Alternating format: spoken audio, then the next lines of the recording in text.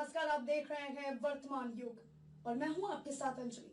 तो चलिए शुरुआत करते हैं आज की प्रमुख खबर से। अजीत पवार की एंट्री से बीजेपी में खुशी तो शिवसेना में टेंशन क्यों? सीएम शिंदे ने कही ये बड़ी बात। एनसीपी के नेता अजीत पवार के महाराष्ट्र की गठबंधन सरकार में शामिल होने के बाद राज्य के मुख्यमंत्री एकनाथ शिंदे ने बुधवार को शिवसेना के जनप्रतिनिधियों की चिंताओं को दूर करने की कोशिश की और कहा कि परेशान होने की कोई बात नहीं है। शिवसेना के नेताओं ने ये जानकारी दी।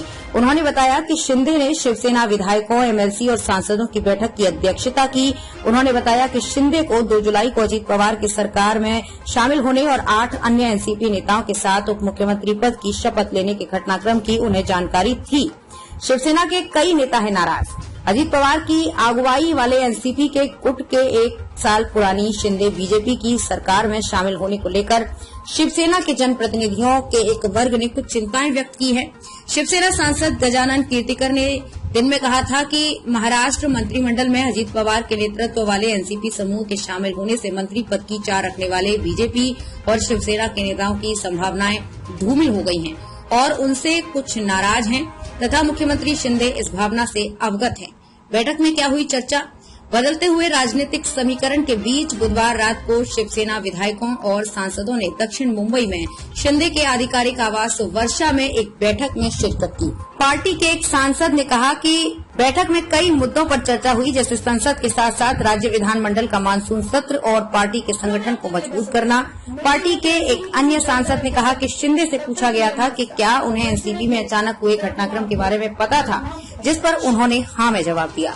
सांसद ने कहा कि राजनीतिक घटनाक्रम बहुत तेज गति से हुआ, जिसके कारण शिवसेना के जनप्रतिनिधियों को उस बारे में पहले से सूचित नहीं किया जा सका।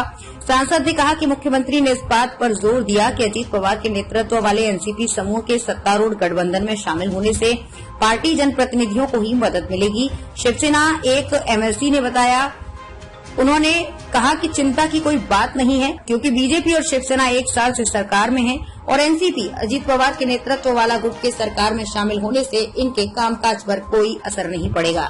शिवसेना प्रवक्ता और विधायक संजय शिरसाट ने मंगलवार को संकेत दिया था कि नवीनतम राजनीतिक घटनाक्रम के बाद पार्टी के एक अन्य वर्ग में कुछ बेचैनी है।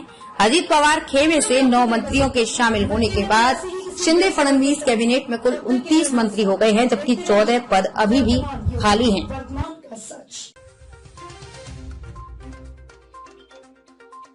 अब तक के लिए बस इतना ही। मिलते हैं फिर ऐसी ही किसी बड़ी खबर के साथ।